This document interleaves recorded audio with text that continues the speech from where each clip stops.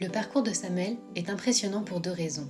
La première, parce qu'il a dû se battre physiquement à chaque instant durant sa maladie pour finalement obtenir un traitement innovant. La seconde, parce que sa maladie lui a permis de rencontrer la femme de sa vie. Ce combat, ils l'ont mené ensemble. Aujourd'hui, ils acceptent de le partager. Samuel est en mission en Libye depuis 3 mois. Cela fait 3 semaines qu'il souffre de sueur nocturne et rencontre des difficultés respiratoires.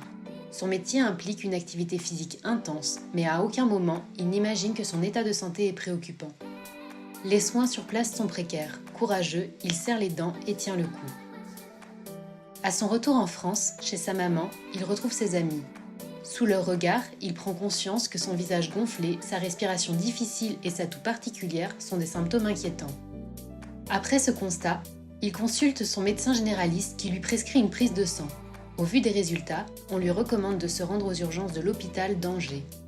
Du 9 au 12 mai 2018, Samuel réalise une batterie d'examens. Il a dû attendre plus de 8 heures dans un box pour apprendre à 3 heures du matin par une interne qu'il avait une masse anormale et très volumineuse au médiastin. Son diagnostic n'est pas bon. À cet instant, Fanny entre dans la vie de Samuel.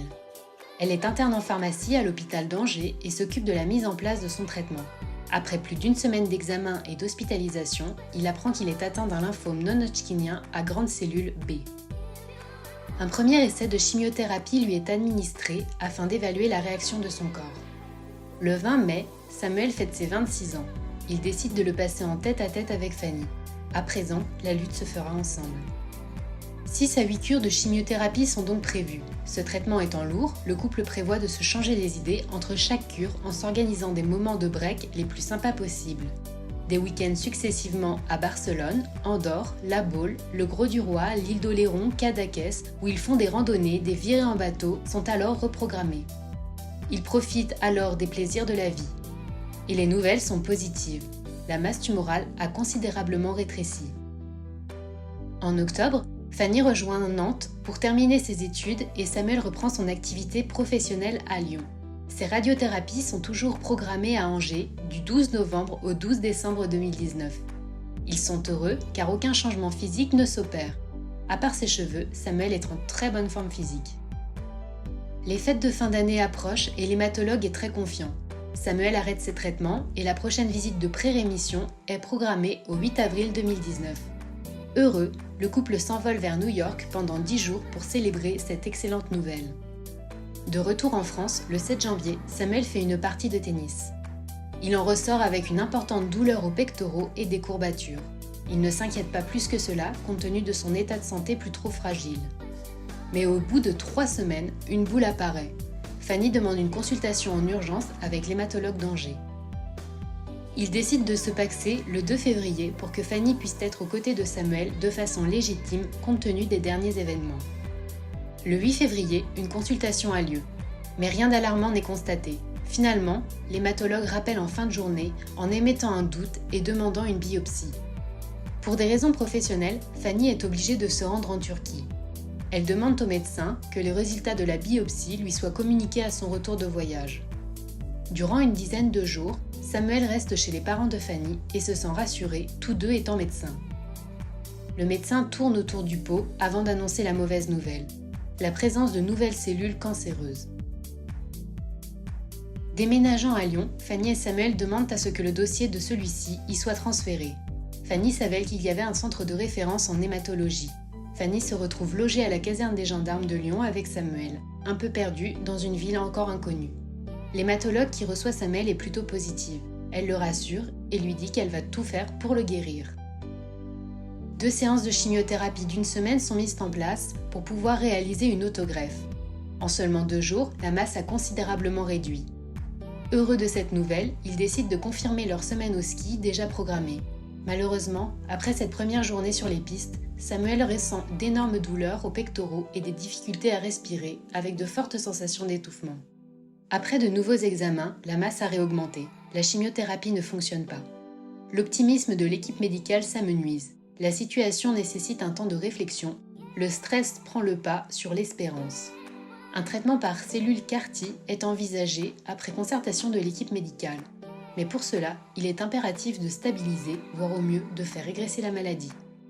Dans cette optique, une nouvelle chimiothérapie lui est administrée, mais sans succès. Un autre traitement est alors mis en place.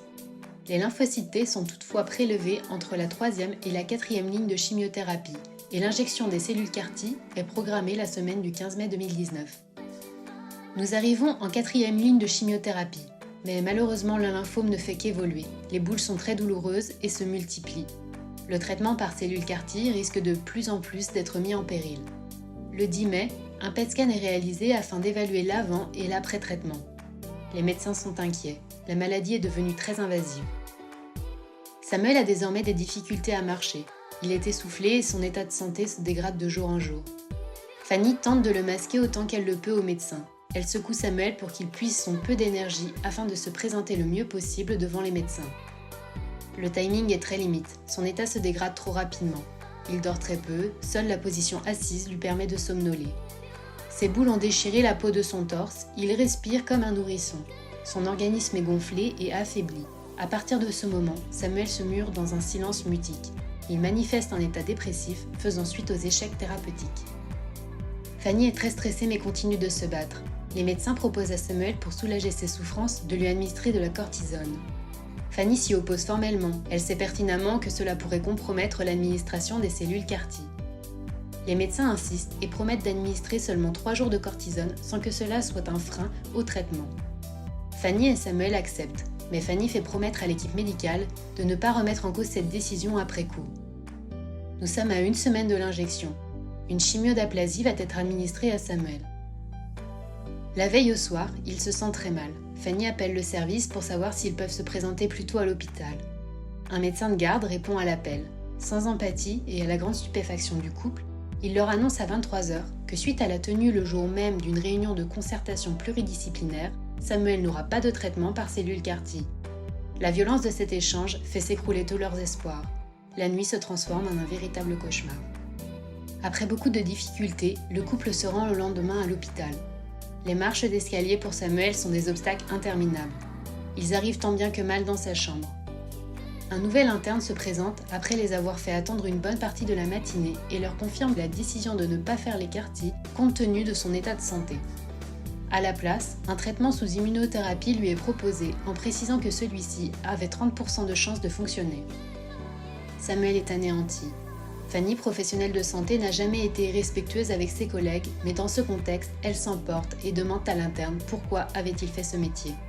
Si c'était pour faire plaisir à ses parents ou s'il avait cette petite étoile qui l'animait avec la volonté de sauver des vies.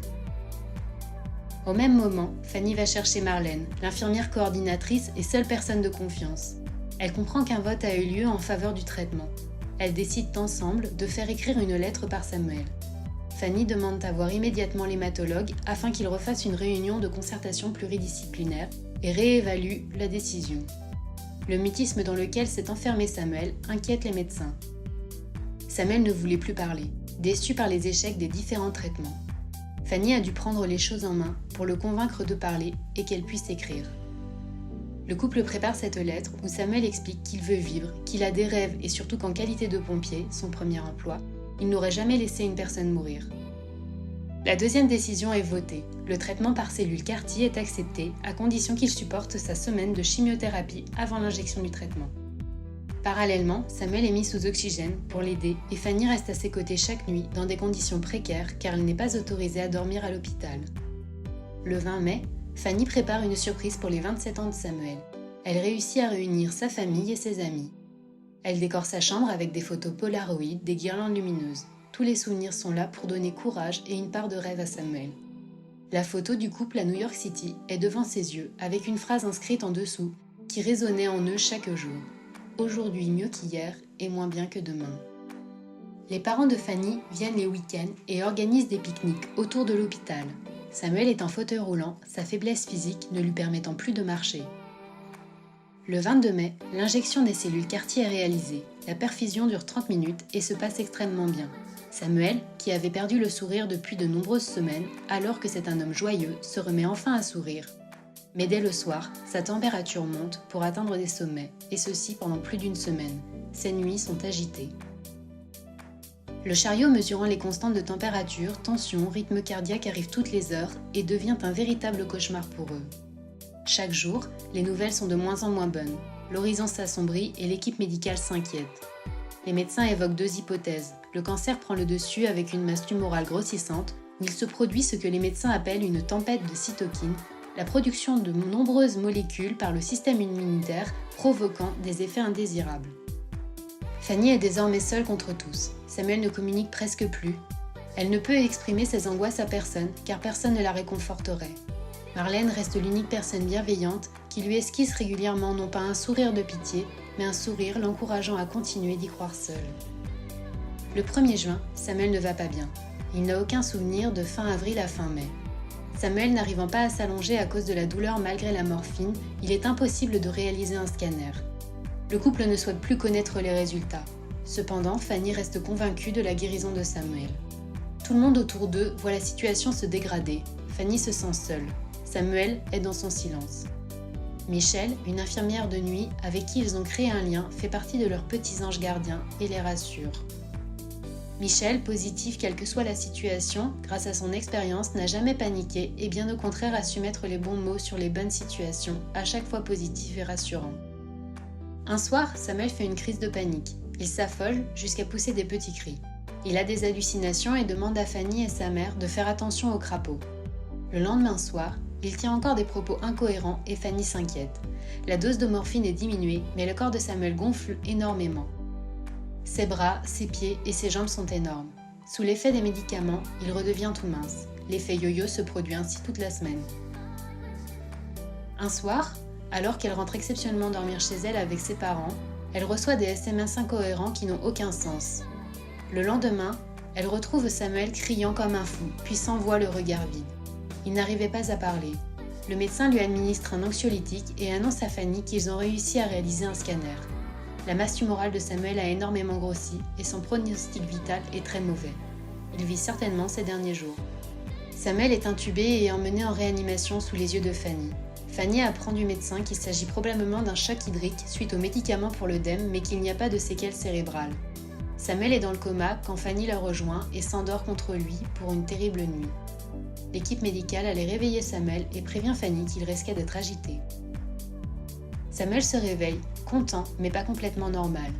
Il fallait le tenir car il avait une attitude de bébé. 2 jours plus tard, il se remet à faire des bruits et à avoir des attitudes étranges. Il a une forte température, des bouffées délirantes liées à la morphine ou à la température. Samuel est crispé, il crie. À 4 heures du matin, ne sachant pas ce qu'il se passe, Samuel cherche, ne comprend pas. Son corps lutte.